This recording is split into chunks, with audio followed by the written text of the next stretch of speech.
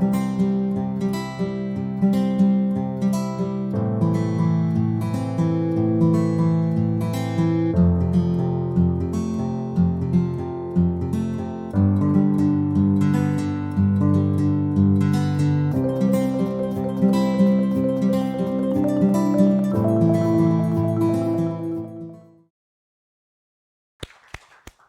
good morning. Good morning. I've had a lovely morning. Have you had a lovely morning? Yes. We all woke up. That's wonderful in itself, right? I have a route I take from Athens, Georgia, where I live, over here. And it's the same route I take all the time.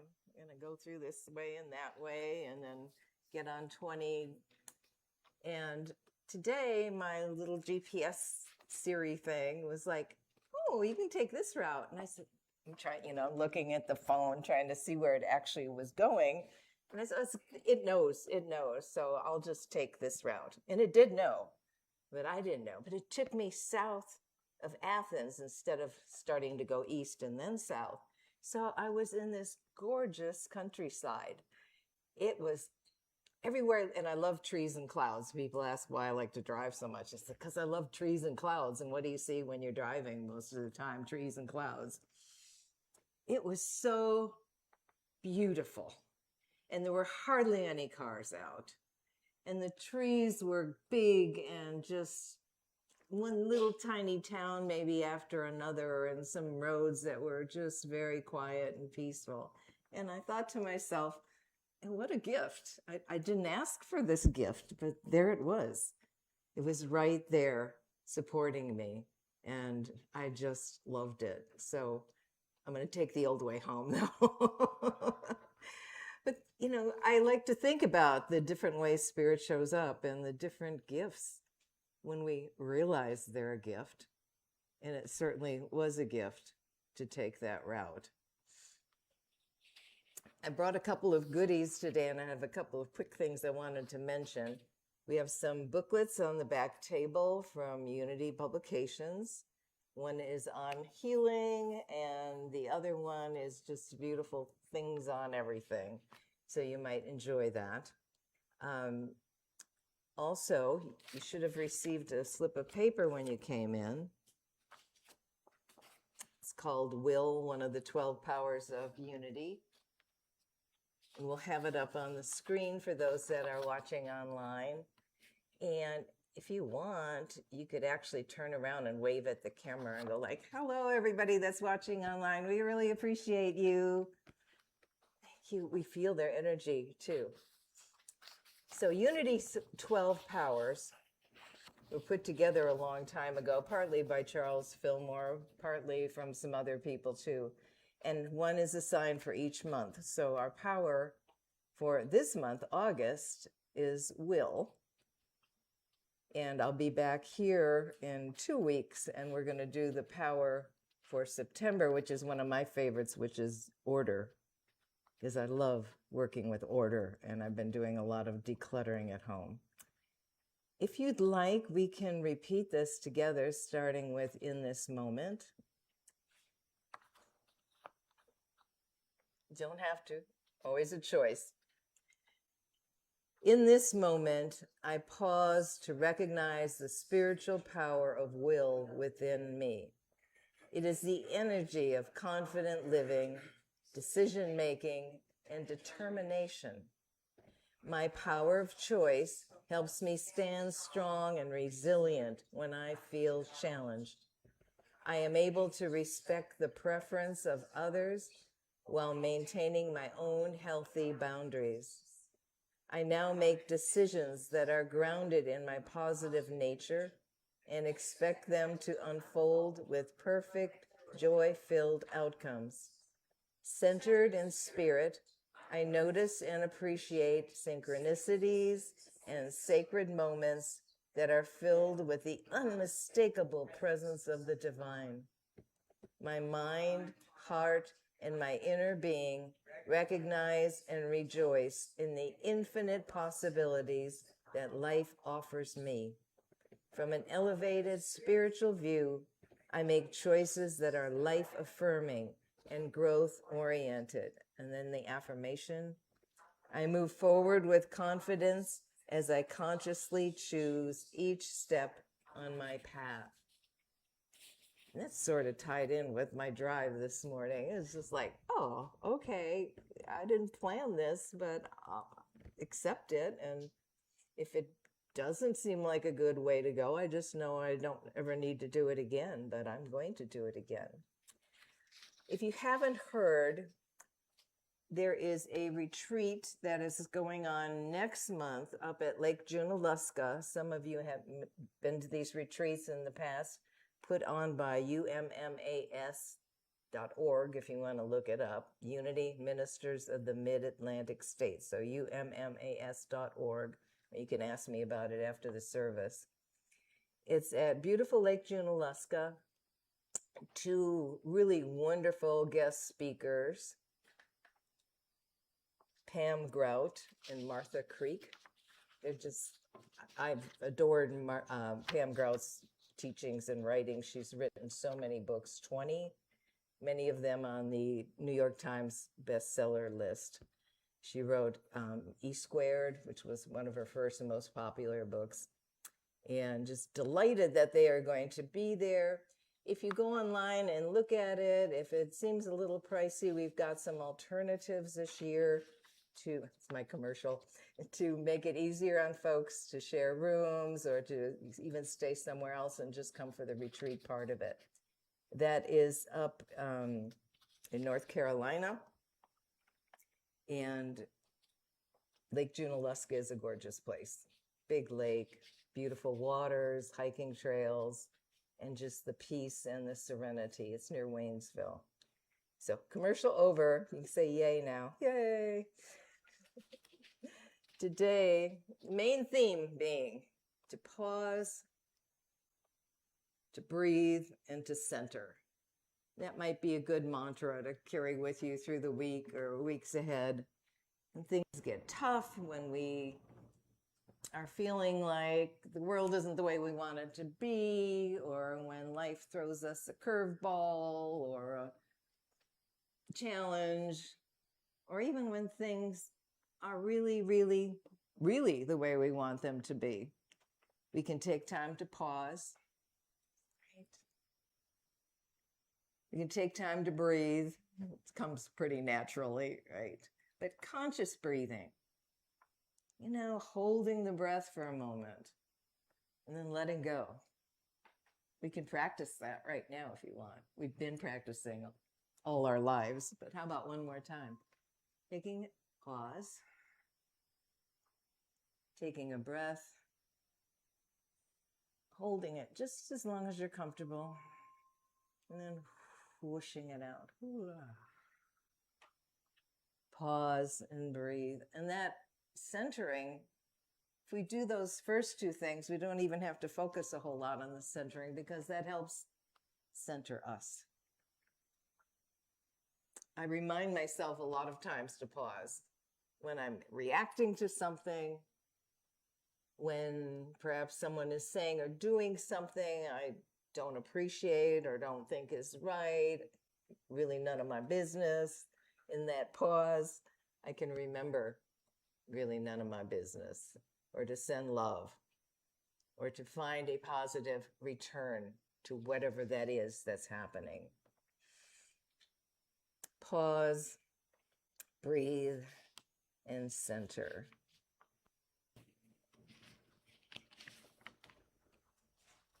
This slide just popped up this week, and I love it when I'm getting ready to do a talk, because there's been times when I've typed everything out and researched all I wanted to research and known exactly how everything's supposed to go. And then in the next few days, other things come in, or the paper disappears that I wrote on, and I kind of get that feeling that, okay, this is what I'm supposed to talk about. So Terrence Mann is the thing that popped up. And if you're not remembering who Terrence Mann was, he was the character played by James Earl Jones in the Field of Dreams movie, which came out, do you know how many years ago? 37 years ago. I was just a tot.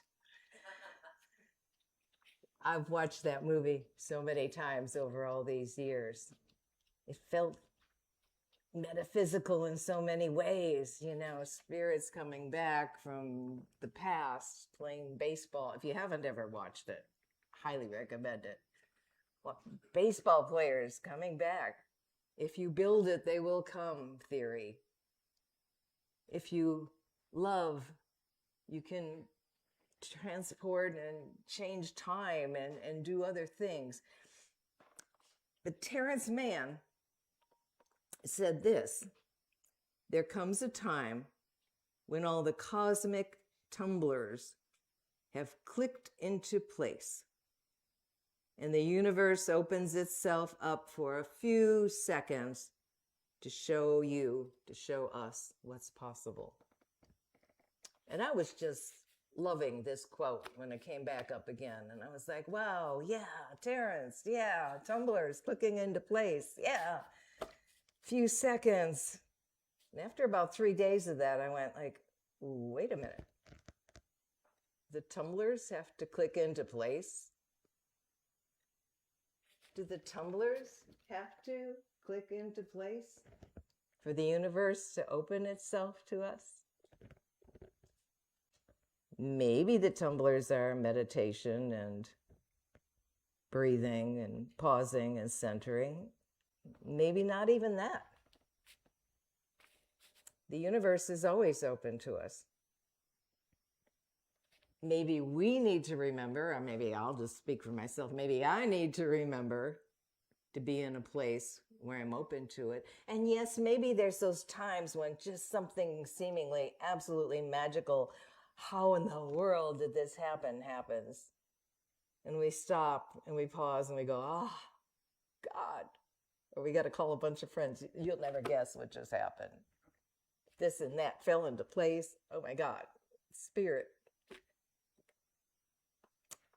There comes a time when all the cosmic tumblers have clicked into place. Well, maybe that time has come. Maybe they clicked into place and they're staying open. Maybe it's a part of our lives. Maybe it's stronger at some times than others. When it's really open all the time, but we're feeling it. Maybe it's because we're going through something and it was tricky. We're still going through something and it wasn't pleasant. And then all of a sudden, everything just bounces with joy. Just seems to bounce with joy. And what does it show us, the quote said? To show you, to show us, to show me what's possible. And when seeming impossible things are possible, then what other seeming impossible things could be possible? I was laughing about a week ago. It was before last Sunday, because I just had to talk about it at the place I was speaking at, the Science of Mind Church in Atlanta. And it was such a big deal to me that I had to bring in the stamps and everything to explain what happened at the post office. And I think a couple people were puzzled why it was so important. But they were, well, that's really nice, but isn't that where you get stamps, at the post office? I said, yeah, but, and this is what happened. I went to my favorite post office to mail a couple of birthday cards because I like going to the post office. I mean, I could put it out in the mailbox, but I like going to the post office. And the people that work there are very friendly. I've gotten to know some of them by name, Miss Gloria and Miss Patricia. And sometimes they have time to laugh from behind the counter. And I was in line a long time because they were helping somebody. And I didn't care because I didn't have anywhere to go. And I like being in the post office. And I was looking and thinking, well, what can I learn from standing here? And there were only two people in front of me, but both of them had something that took quite a while, and there were two people behind the counter. And I thought I need to renew my passport. And then I saw the door in the post office that goes to a little office. It wasn't open, but it was like a reminder because that was the door to the passport area. So I thought, okay, well, that's like a little message from God while I'm standing here in line. I said, oh, I got to remember only to hand them the envelopes that I'm mailing, but to get some flag stamps. Because I've bought stamps a couple times. I didn't need a whole roll, but the last time I bought them, they had all these kind of funny hearts and stuff in them, which is really nice for friends, but sometimes I'm sending something a little more professional. And I guess I sometimes think that you can't do something professionally with a lot of hearts and little funny things. So I said, okay, to myself, because I was the only one in line, I need some stamps. How many should I get?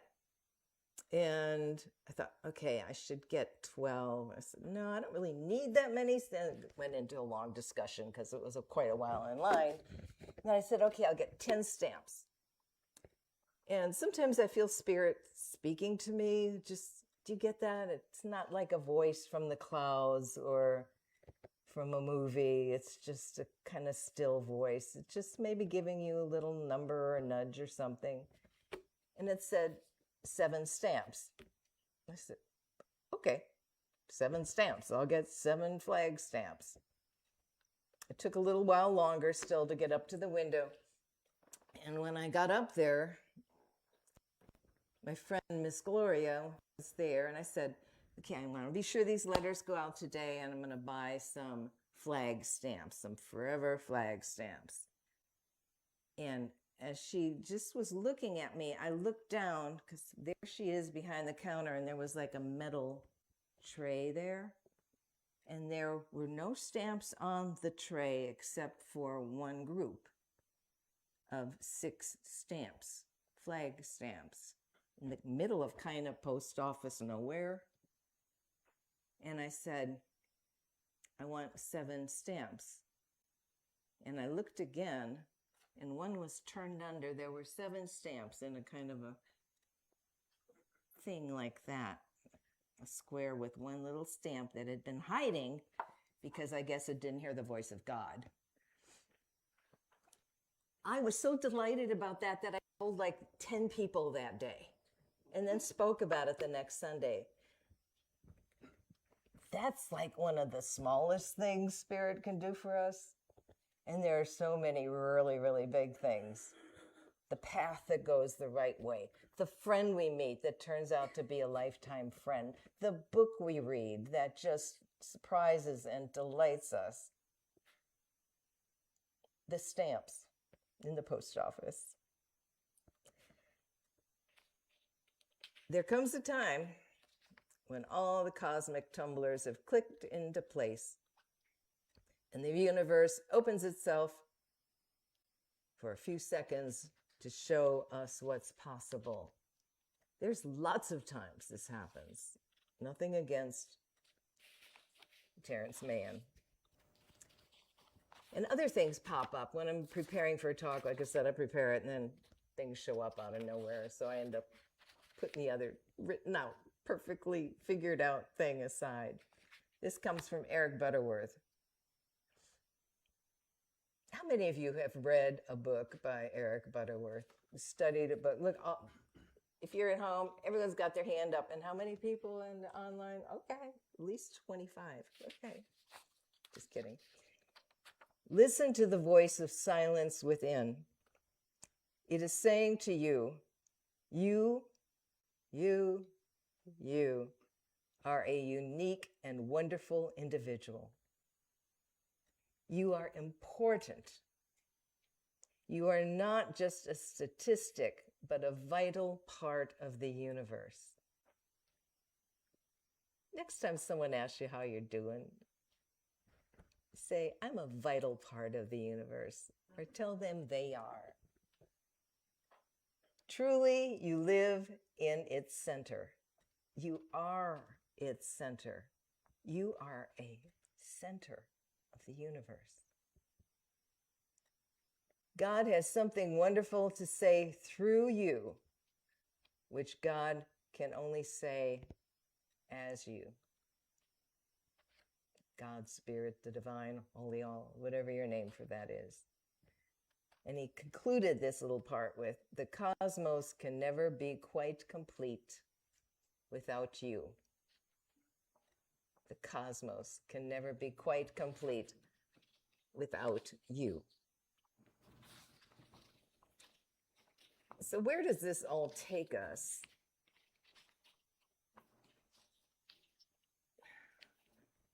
In finding that calm of inner peace, renewing our energy, moving forward in beauty, grace, confidence, and a higher point of view.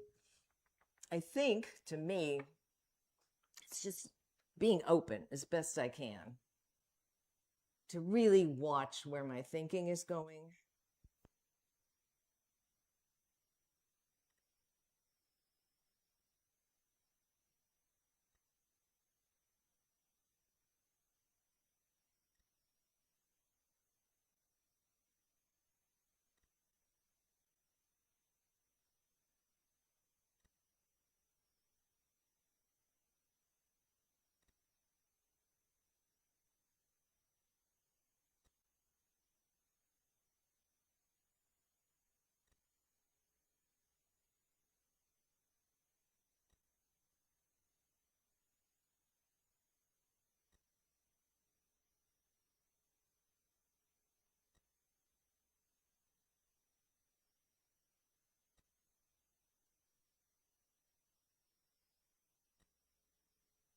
Say hi to parents, and kids sometimes will say hi too.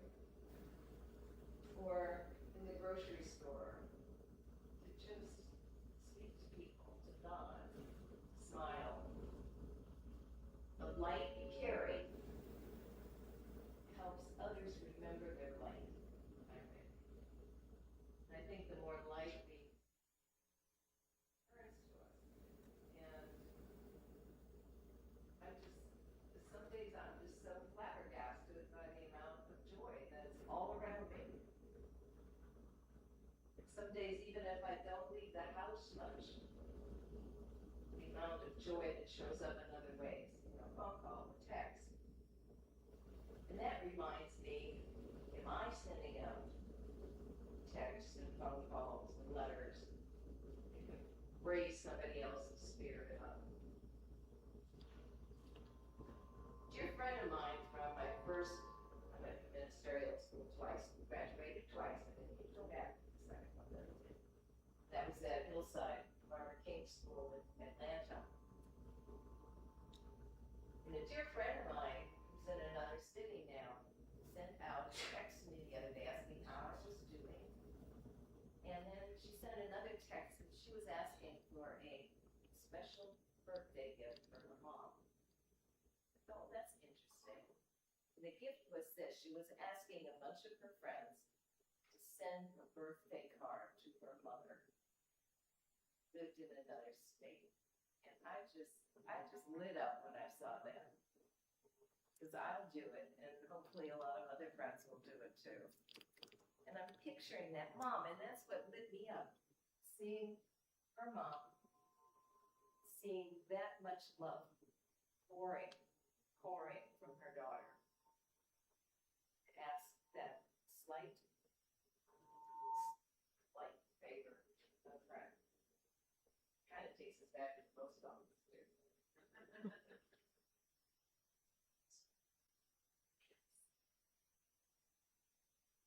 And then the poet showed up.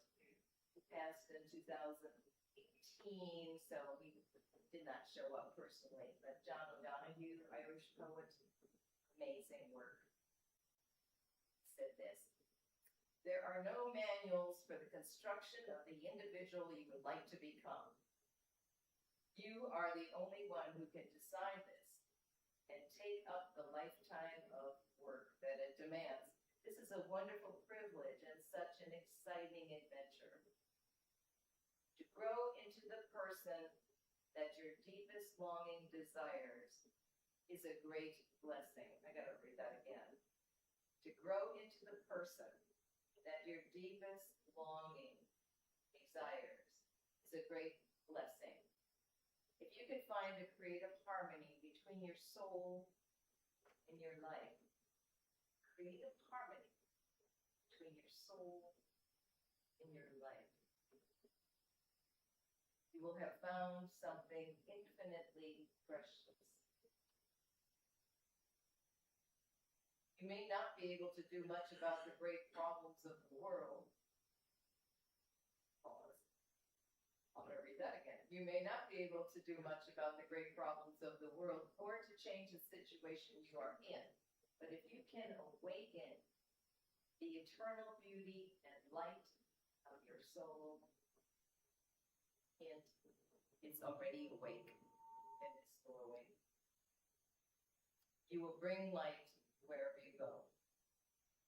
He finishes with this. The gift of life is given to us for ourselves and also to bring peace, courage, and compassion to others. He was not a Unity speaker. He was an Irish poet. He sure was spewing out some wonderful Unity things. So, what can we do? What can we decide upon doing maybe today or the week or the months ahead to make our lives even more beautiful? To know that those tumblers, yeah, it's cool when things click into place. You know, this shows up, some stamps are there that I'm sure the post office lady was wondering why I was so exalted about 7 stamps. My God, 7 stamps, 7 stamps, just asking why. It's very totally good. When we're so exalted in life. Find time to write, even to journal surprises and delights that are coming to you.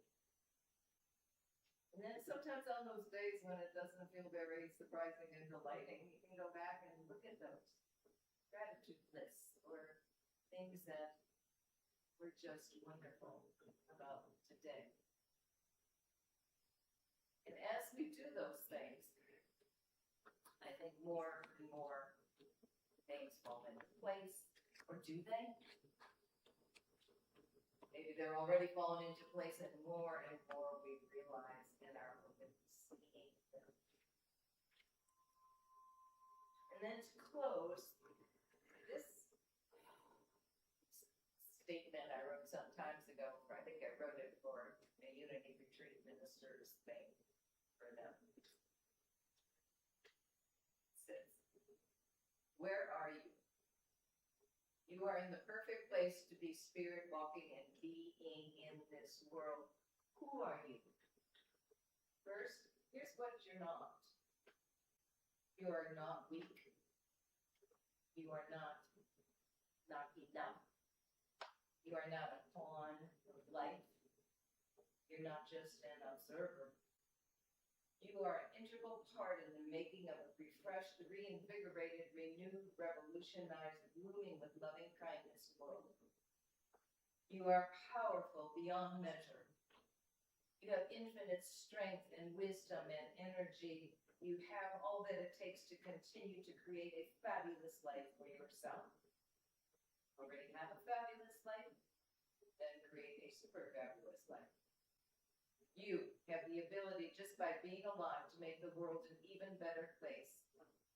Pause right now. Pause. Shut up after I get the pause done. Pause right now. Sense what it feels like to focus into, to breathe into your heart, your center, your spirit, your brain, your soul, whatever part or parts in or about you that feel like spirit, like faith, like that feel like sacred, loving, connected. Focus on that. Bring it forth. It's available. Even when we might feel unsure, uncertain, know that you are the light of the world. You are the light of the world. It's okay to feel good about it. And yes, let that light shine. You move mountains with your faith. You move hearts with your love. You move the evolution of human consciousness. You move the evolution of human consciousness by being the truth and love and consciousness that you are. Where you are. Who you are. And through you. Like what you're dreaming. Those big, lofty dreams. Yes, dream lofty dreams, because what you are is magnificent. Your life matters. You are a part of the divine sacred all. I see that in you. See it in yourself. Others see it too. Right now. A quick pause and just look around and see the divine sacred all.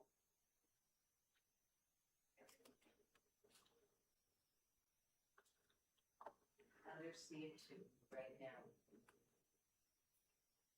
See the light in them, perhaps give them a nod, or perhaps close your eyes and see it more clearly, more powerfully, more potently, more assuredly, right now, yourself, in ourselves, each other.